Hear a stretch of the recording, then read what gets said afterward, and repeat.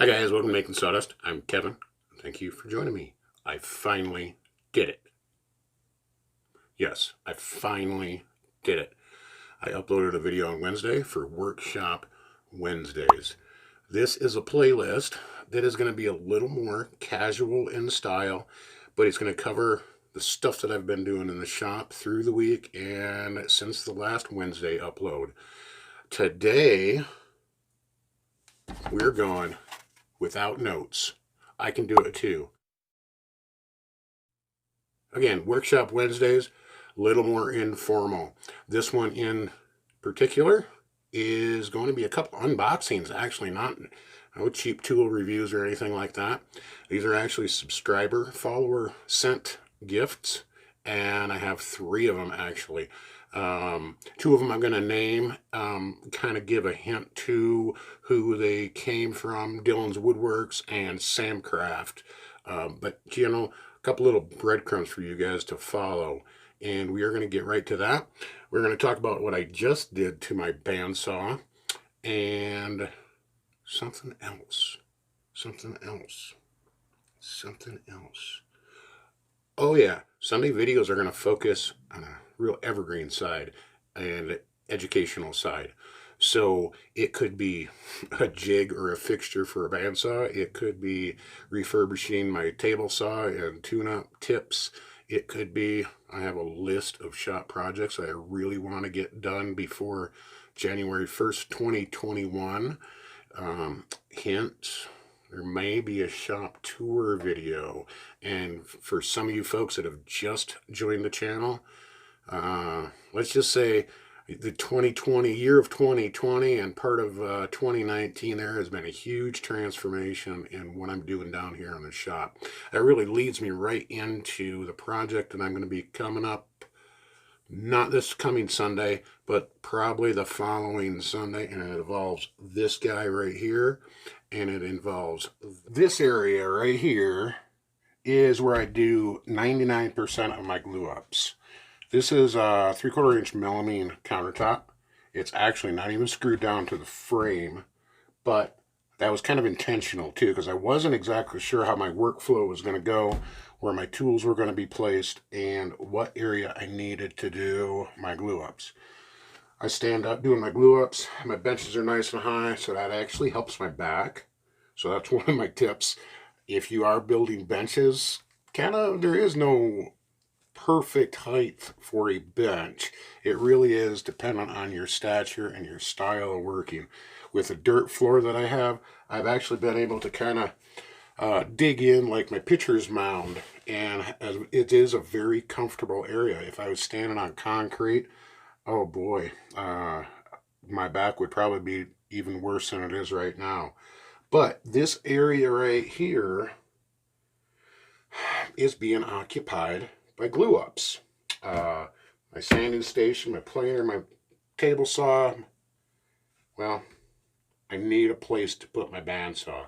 What I am going to do, and this is not a proposal submitted to the board, this is motion carried. Right in this area right here, we are going to mount my bandsaw. That may come as a surprise to some of you folks, but I do have an area right underneath that is perfectly accommodating, about the right depth for a flip top bandsaw. So, small shop tip number 37, use flip tops if you can. So I really think the bandsaw flip top over in this area is really going to help define my workshop. Right now, I have an unattached tool, and it's either sitting over there or sitting there on the back shelf and I got to dig it out, or it's sitting on the floor over there and I got to dig it out. To have some shop efficiency and some flow, depending on what you build, it may be a really good option to have all of your tools mounted somewhere, easily accessible, ready to fire up, use the sled. Our table saws are always plugged in. Our drill presses are usually plugged in. Things like that. Our dust collector is always plugged in. Let's have our small tools out and work with that. So stay tuned for that video. I made the very first widgets for my slat wall that I have put up here. As you guys have probably heard on this channel, I say use what you got, not what you ain't. So I needed a solution for some spray cans. And I have cardboard too. And I had some plywood. And it needed to be done right there because I think I had about 6 or 7 different spray cans out. There's a few actually hiding right here. So I needed a better solution. That's what I came up with.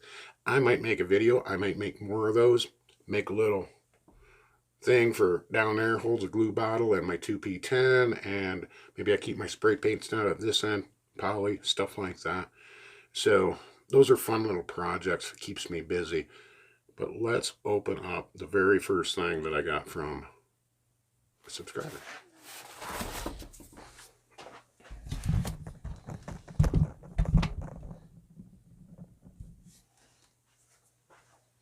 Box number 1. Actually, this is a 1 of 2. So,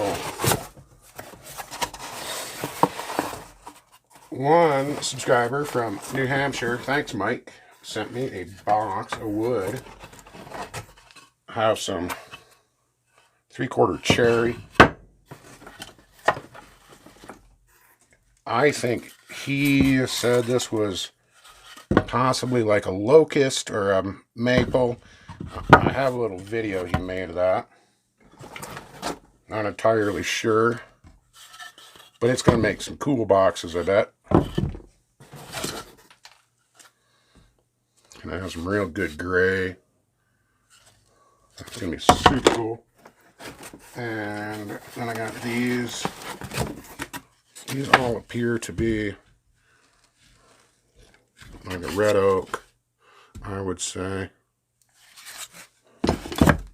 Perfect for my box size. I really like the contrast of certain woods, so this is always a gift, getting something grown in a different geographic location and accent it with some other native woods that you have around you. It's all rough sawn, but that is going to look so neat, man. So stay tuned on one of my Sunday videos coming up. I will make some project videos, and we will use some of this wood. Let me go get box number 2.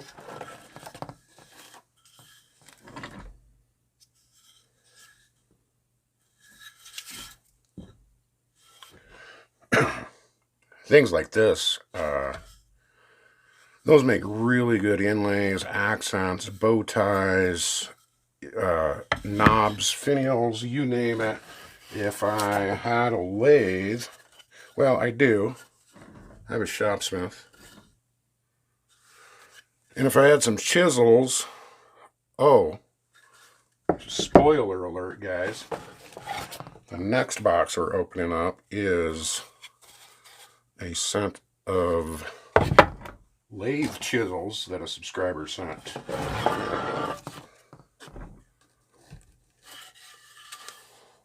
It's all super cool. I can't wait to use this.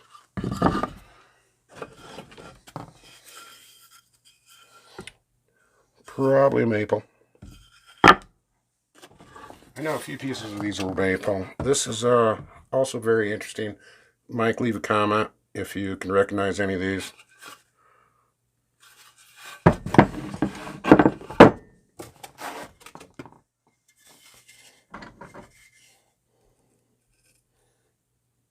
It's nice beefy chunks too.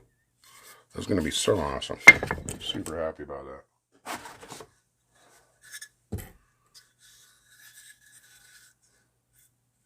Very light spalting. May be able to stabilize that for in some way.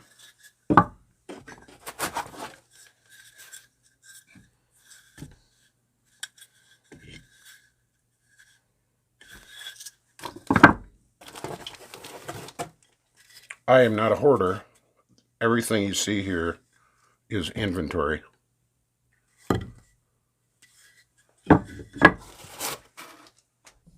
Hang on to your coffee, guys.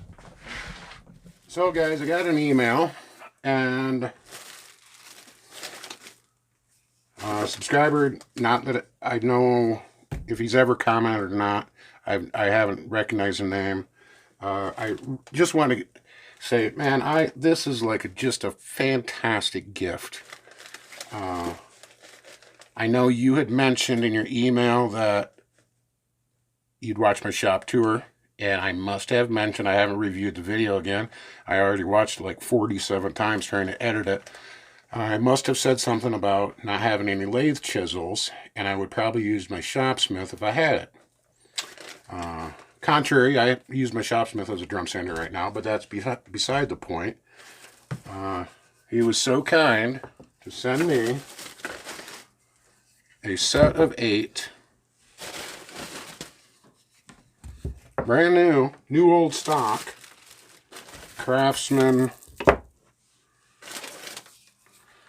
high-speed steel, never been sharpened.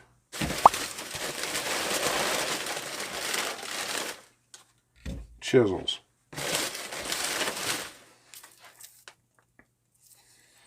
That's an 07, that's an 08, that's an 06, that's an 04,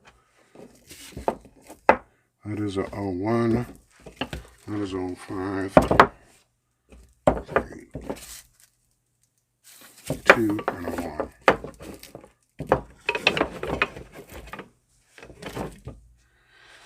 Now that is just a fantastic gift, guys. I want to thank you again so much. I have to be honest with you, though. I have never turned anything on a lathe by hand. I've run machinist lathes.